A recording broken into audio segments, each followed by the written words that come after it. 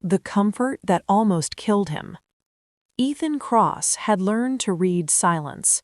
In boardrooms, silence meant leverage. In negotiations, silence meant fear on the other side. In his mansion overlooking the sea, silence meant peace. Or so he thought. That morning, sunlight spilled through floor-to-ceiling windows as Ethan stood barefoot on Italian marble, sipping the green juice his wife, Claire, prepared every single day. Kale, apple, ginger. Healthy. Clean. Perfect. "You work too hard," Claire said softly, adjusting his tie, her fingers lingering just long enough to feel loving. "Drink up."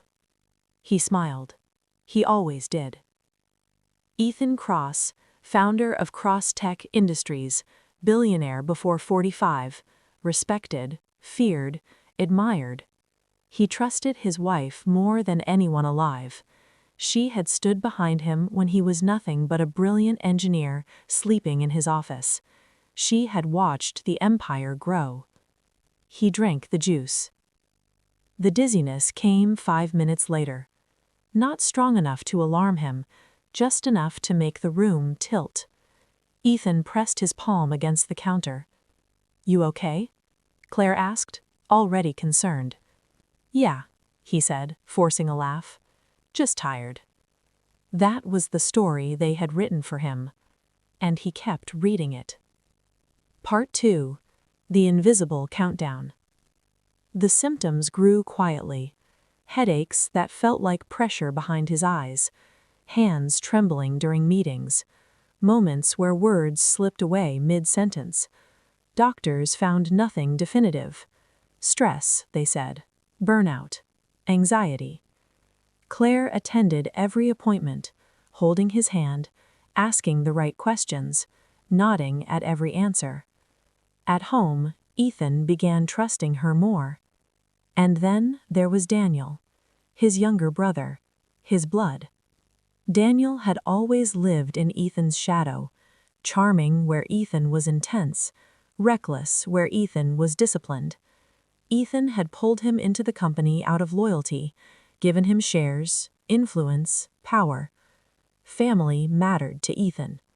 That belief was killing him. Part 3. The Woman No One Noticed. Miriam had worked in the Cross household for 8 years.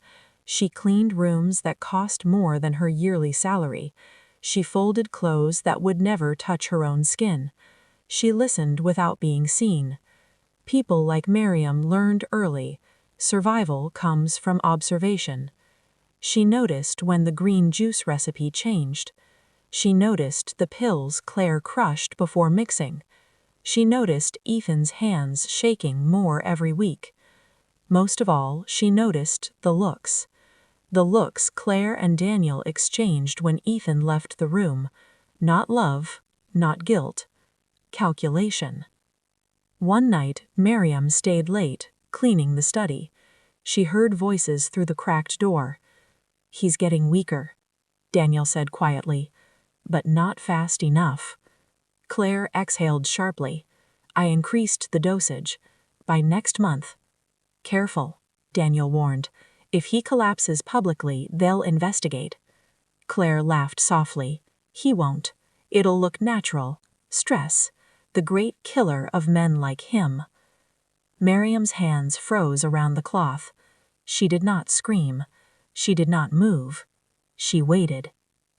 Part 4. Don't breathe. The night everything broke, Ethan collapsed in his home office. The pain was sharp this time. His chest burned. His vision blurred. He stumbled toward the door and felt a hand yank him backward into darkness. A closet. "Don't breathe," Miriam whispered, finger to her lips. Footsteps echoed outside. Through the slats, Ethan watched his wife kneel beside where he had fallen moments ago.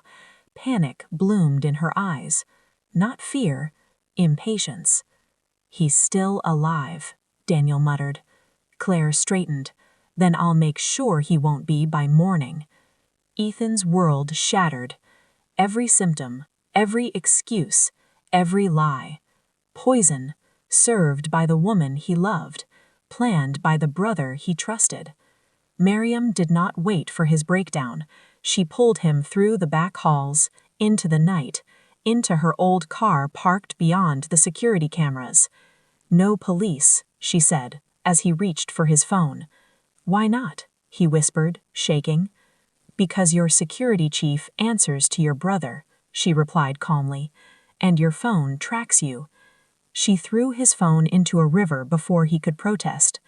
That was the moment Ethan Cross died. Part 5. Becoming a Ghost. Miriam's apartment was small, clean, quiet. There were no marble floors, no guards, no luxury. Yet Ethan had never felt safer. Fever racked his body for 2 days. Poison clawed through his veins. Miriam stayed awake, changing cloths, forcing water between his lips, whispering to him to stay alive. "Why are you doing this?" he rasped. She didn't answer immediately. "Because," she said finally, "I watched my father die trusting the wrong people. I won't watch it happen again." Outside, sirens wailed. News broke of Ethan Cross's sudden disappearance. Speculation ran wild. Claire cried on camera. Daniel demanded investigations. And somewhere deep in the city, the man they thought they owned was waking up. Part 6. The Truth Burns Clean. When the fever broke, shame replaced fear. Ethan replayed every moment, every warning sign he had dismissed because believing the truth would hurt too much. "I built everything," he whispered, staring at his hands, "and I handed it to them." Miriam sat across from him. "You trusted. That's not weakness." He looked at her then, not as staff, not as background, but as the reason he was alive. "I won't disappear," he said quietly. "Not like this." She nodded. "Then we do it right. Public. Undeniable." Part 8. The Trap They Never Saw. The Crosstech Foundation Gala was the crown jewel of the year. Media, investors, politicians. Claire stood radiant in black silk. Daniel shook hands, smiling for cameras, already rehearsing his grief speech. They did not expect to see Ethan Cross walk in alive. The gasp rippled through the room like electricity. Claire's smile collapsed. Daniel froze. Ethan stepped forward slowly, weaker than before, but awake. When Daniel grabbed Miriam's arm, hissing threats, Ethan snapped. He didn't think. He acted. One punch. Security rushed in. Cameras rolled. Chaos erupted. And then federal agents entered with warrants already prepared, because Ethan had recorded everything. The supplements, the payments, the private conversations. Claire screamed. Daniel tried to run. They were led away in handcuffs under flashing lights. Part 9. The Cost of Loyalty. Cars waited outside to return Ethan to power. He ignored them. He walked to Miriam's old car. "Come with me," he said. Not commanding, just asking. She hesitated. Then nodded. As the engine sputtered to life, Ethan felt something unfamiliar. Peace. Final words for your video outro. The people who destroy you rarely look like enemies.